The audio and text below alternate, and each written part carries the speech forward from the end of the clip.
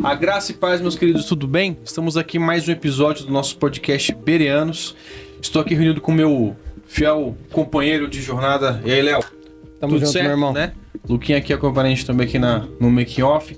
Vamos para mais um episódio aqui de termos. E hoje eu vim trazer um termo clássico, né?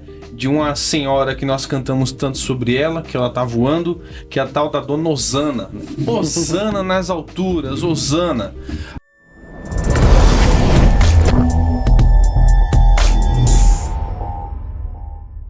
A minha esposa, ela tocava essa música, ela viu um meme de uma velha voando, aí o meme era Dona Osana nas alturas, né? Quando eu escuto essa música, ela não consegue mais tocar essa música sem pensar nesse meme.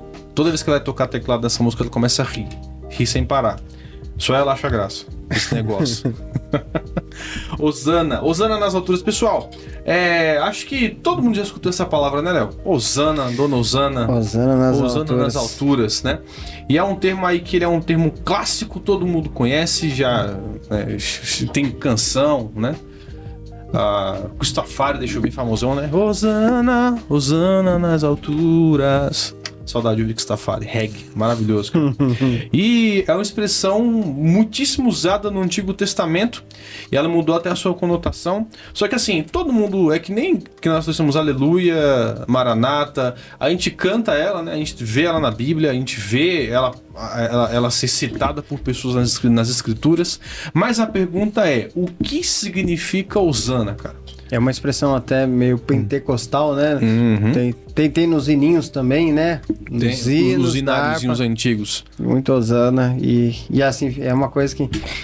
Você fala assim, é uma mulher? É um personagem? Uhum. É o que, Osana? Então, na minha cabeça, antes de estudar isso, eu sempre penso numa senhora, Dona Osana, tá?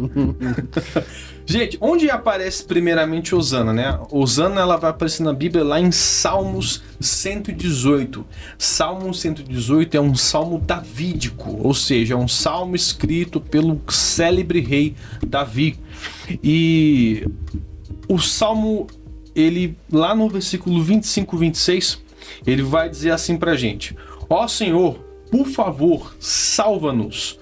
Ó Senhor, dai-nos sucesso. Bendito é o que vem em nome do Senhor. Nós o abençoamos da casa do Senhor.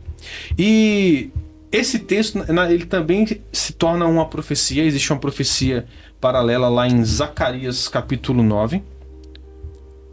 Zacarias 9. Para ficar mais fácil. Para quem tá achando estranha a versão, a minha versão aqui é NVT, tá?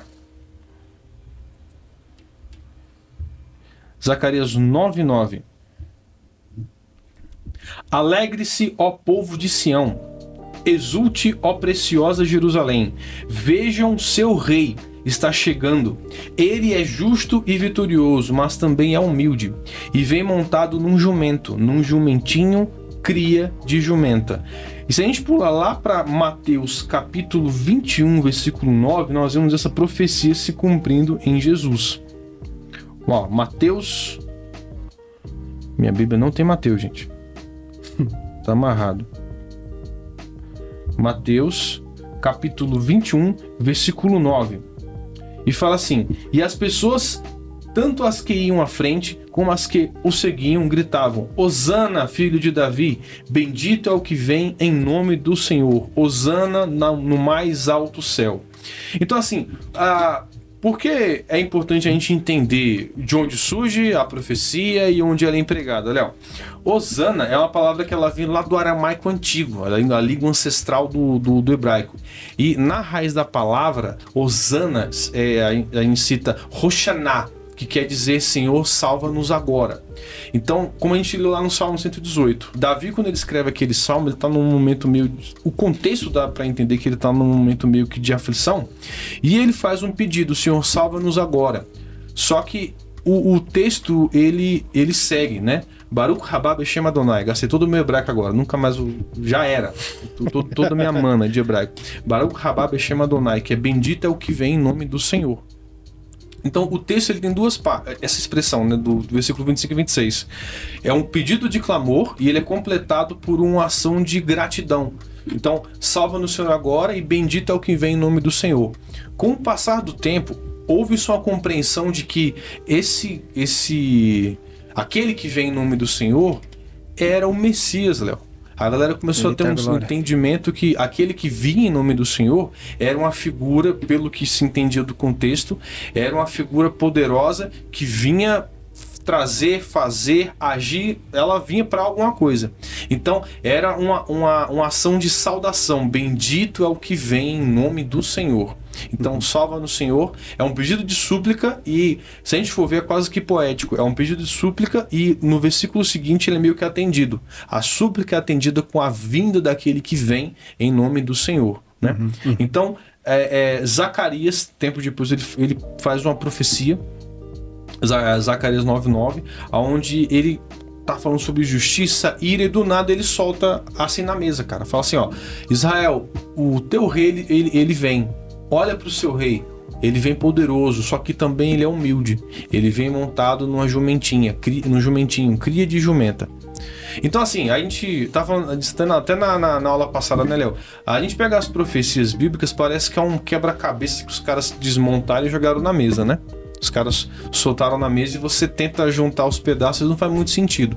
Só que quando o dono do quebra-cabeça vem e monta as peças no seu devido lugar, a clareza ela é absoluta, né, cara? E a gente vê, então, esse salto lá para o livro de Mateus, onde Jesus, ele é aclamado. Ele é aclamado, justamente, cara. E a gente vai fazer uma leitura aqui, cara. Vou pedir pra você me dar uma força. Mateus 21, você lê pra mim do 1 até o 9, por favor, cara. Vamos pegar o contexto do texto inteiro. Mateus 21. Mateus 1. 21, aí do 1 até o 9. Diz assim a palavra do Senhor em Mateus 21. Quando se aproximaram de Jerusalém e chegaram em Betfagé, junto ao Monte das Oliveiras, Jesus enviou 2 discípulos, dizendo-lhes: Vão ao povoado que está diante de vocês, logo encontrarão um jumento amarrado, com um jumentinho ao lado. Desamarrem-nos e os tragam a mim. Se alguém lhes perguntar algo, digam-lhe que o Senhor precisa deles e em breve os devolverá. Isto aconteceu para que se cumprisse o que fora dito pelo profeta. Digam à filha de Sião: eis que o seu rei vem a você, humilde e montado em um jumento, cria de jumenta. Os discípulos foram e fizeram o que Jesus tinha ordenado. Trouxeram o jumento e o jumentinho, colocaram sobre eles os seus mantos, e sobre eles Jesus montou. Uma grande multidão estendeu os seus mantos pelo caminho, e outros cortavam ramos de árvores e espalhavam pelo caminho. A multidão que ia diante dele e os que o seguiam gritavam: Hosana ao filho de Davi! Bendito é o que vem em nome do Senhor! Hosana nas alturas! Show de bola, cara, né? Então, você quer completar com uma coisa? Dar algum 2 centavos aí? Não quero, não. Então, assim, é legal porque a gente vê que a interseção desses 2 textos. Aqui se cumpre o texto de Zacarias 9:9, né, onde Jesus ele vem montado na jumenta, ele cumpre essa profecia do rei manso e humilde. E quando as pessoas chamam Hosana a Jesus, eu falei que esse termo ele mudou um pouco a nomenclatura ao longo do tempo.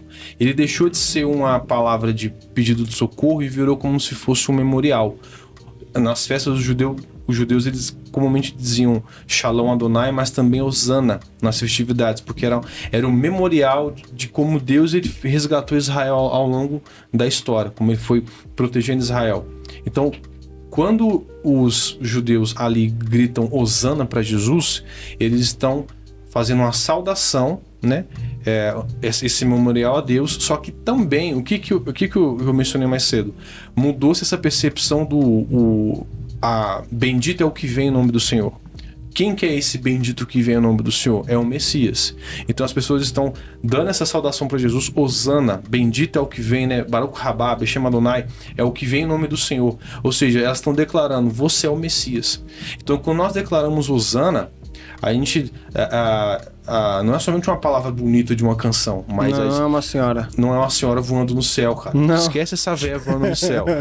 Falar com a minha esposa em casa.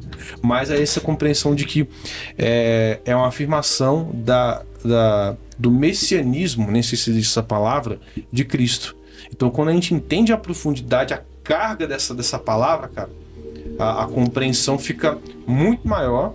Né? É que nem um aleluia, como a gente falou, né, cara? É uma palavra carregada de um significado muito grande.